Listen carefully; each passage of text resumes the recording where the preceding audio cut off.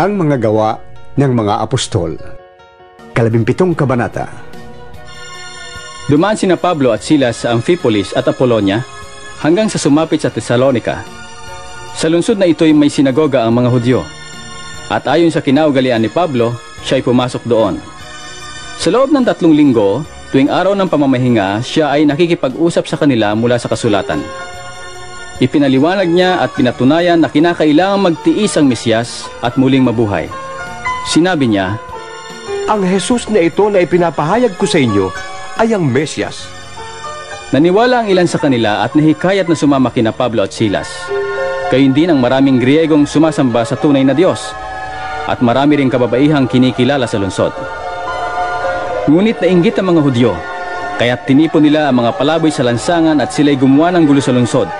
Nilusob nila ang bahay ni Jason at pilit na hinanap sina Pablo at Silas upang iharap sa bayan. Ang hindi nila matagpuan ng dalawa, kinalagkad nila si Jason at ilan sa mga kapatid at iniharap sa mga pinuno ng lungsod. Ganito ang kanilang sigaw, "Ang ating lungsod ay napasok ng mga taong nanggugulo kahit saan makarating. At sila'y pinatuloy ni Jason. Nilabag nilang lahat ng mga utos ng emperador. Sinasabi nilang may iba pang hari na ang pangalan ay Jesus." Kaya't nagulo ang taong bayan at ang mga pinuno ng lungsod dahil sa sigawang ito.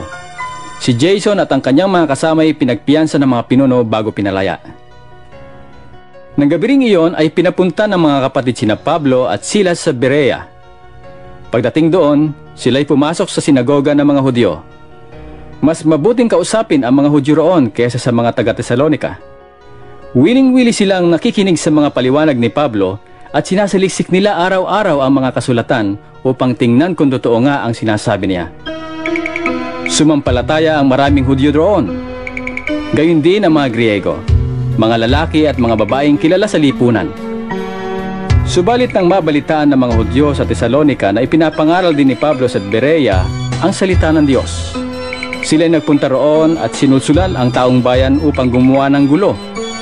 Kaya't si Pablo'y dali-daling pinaalis ng mga kapatid at pinapunta sa tabing dagat.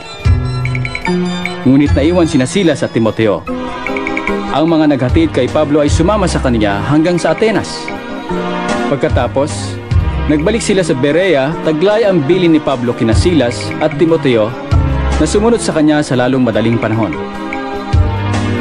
Habang sina Silas at Timoteo ay hinihintay ni Pablo sa Atenas, napansin niyang puno ng mga Diyos-Diyosan ng lungsod. Labis niyang ikinalungkot iyon, kaya't nakipag-usap siya sa loob ng mga sinagoga roon, sa mga Hudyo at sa mga Hintil na sumasamba sa Diyos, at sa sino mang makatagpo niya sa liwasang bayan araw-araw.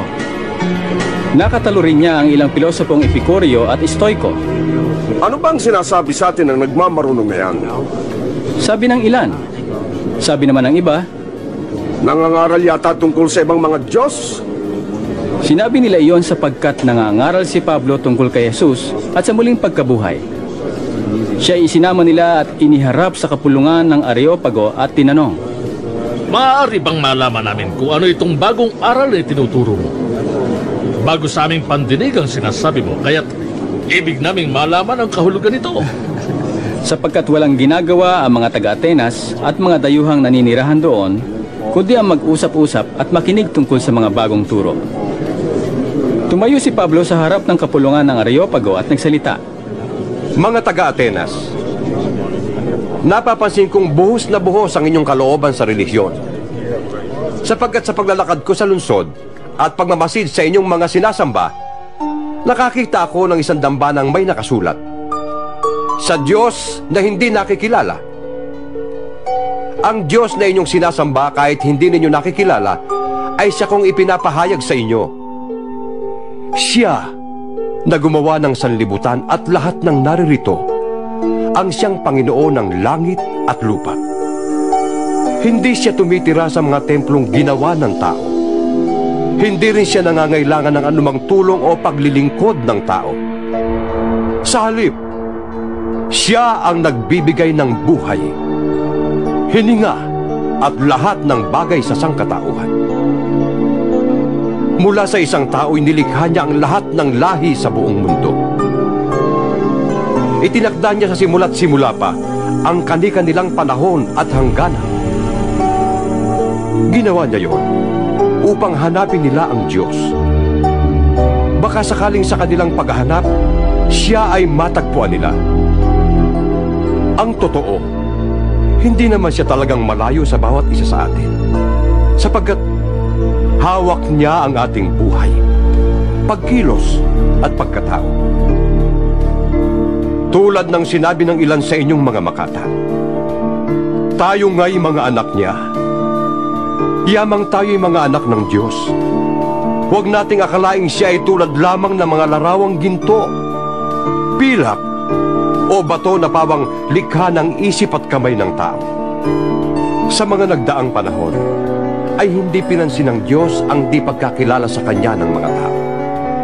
Ngunit ngayon ay iniuutos niya na magsisi sila, talikdan ang kanilang masamang pamumuhay. Sapagkat itinakda na niya ang araw ng paghuhukom sa sanlibutan. At ito'y buong katarungan niyang gagawin sa pamamagitan ng tao na kanyang hinirang. Pinatunayan niya ito sa lahat, nang ang taong yon ay kanyang muling binuhay. Nang marinig nila ang sinabi ni Pablo tungkol sa muling pagkabuhay, tinuya siya ng ilan. Sinabi naman ng iba, Ibig naming mapakinggan kang muli tungkol dito. at iniwan ni Pablo ang mga tao. May ilang naniwala sa kanya at nanalig sa Diyos. Kabilang dito sina Dionisio na kaanib ng kapulungang tinatawag na Areopago, isang babaeng nagngangalang Damaris, at marami pang iba.